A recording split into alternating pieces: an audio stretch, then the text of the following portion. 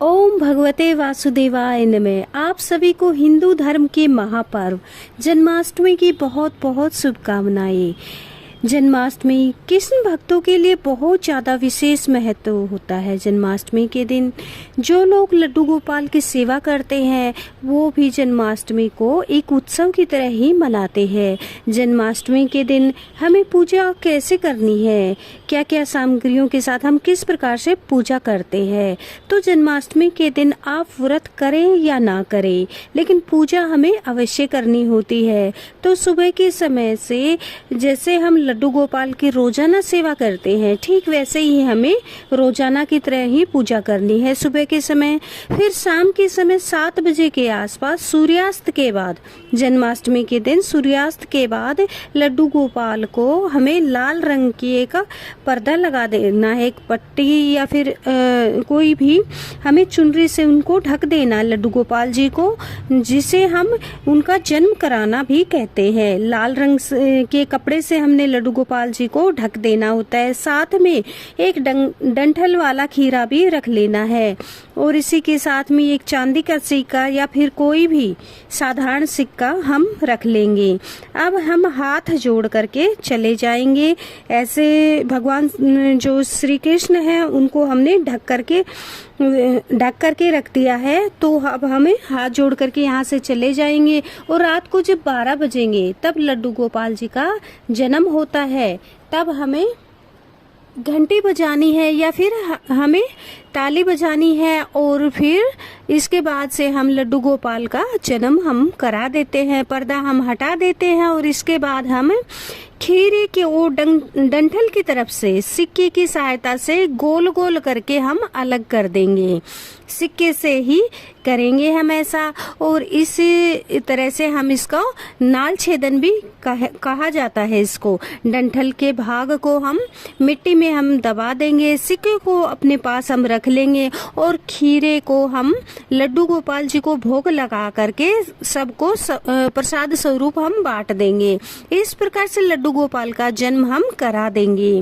और अब हम लड्डू गोपाल के स्नान के लिए पंचामृत लेंगे। किसी थाली या पात्र में थोड़े से फूल और तुलसी डाल करके पंचामृत से हम स्नान कराएंगे। अब शुद्ध जल से हम स्नान कराएंगे, पहले पंचामृत से फिर शुद्ध जल से कराएंगे।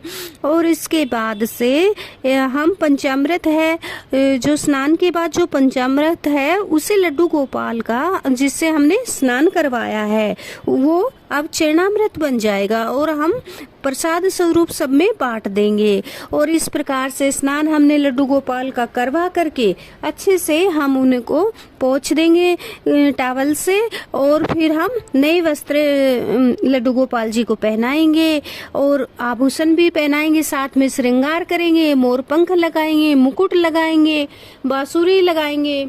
और अब श्रृंगार हमने कर दिया है। गाय माता की मूर्ति हो तो आप उसे भी रखेंगे, गणेश जी को पास में विराजमान करेंगे और चौकी की स्थापना वहीं पर हम कर लेंगे बहुत ही अच्छे तरीके से।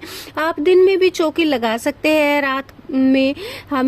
रात में पूजा के लिए शुद्धिकरण करेंगे, देसी घी का दिया जलाएंगे, फिर हमें चंदन से तिलक करेंगे, फिर रोली से करेंगे, गणेश जी को भी करेंगे, सबको हमने तिलक कर देना है। और उसके बाद हम अक्षत लगाएंगे, फिर वस्त्र समर्पित करेंगे, कलावा या फिर जनेऊ समर्पित करेंगे, इसके बाद फूल समर्पित करेंगे, फिर उसके बाद हम भोग समर्पित करेंगे। भोग समर्पित कर दिया है। ध्यान रहे गणेश जी के भोग में तुलसी नहीं डाली जाती है।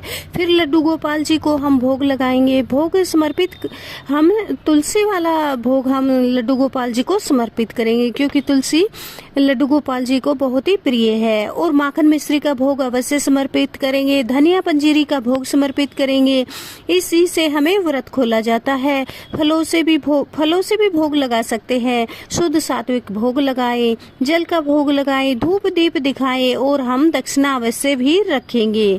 इसके बाद चंद्रमा को अर्घ्य देने के लिए एक लोटा जल लेंगे, इसमें थोड़े से फूल और थोड़ा सा धनिया पंजीरी भी डालेंगे। इस प्रकार से चंद्रमा को जल देने के लिए जल तैयार है।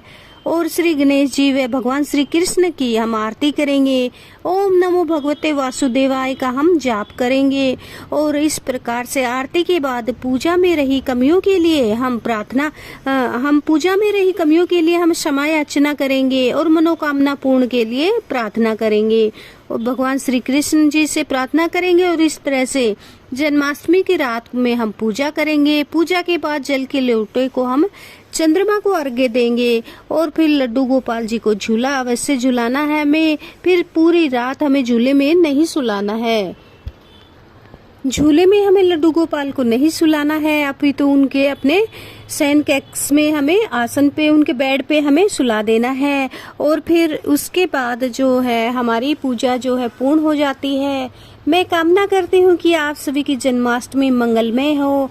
वीडियो देखने के लिए आप सबका बहुत बहुत धन्यवाद। ओम नमो भगवते वासुदेवाय नमः।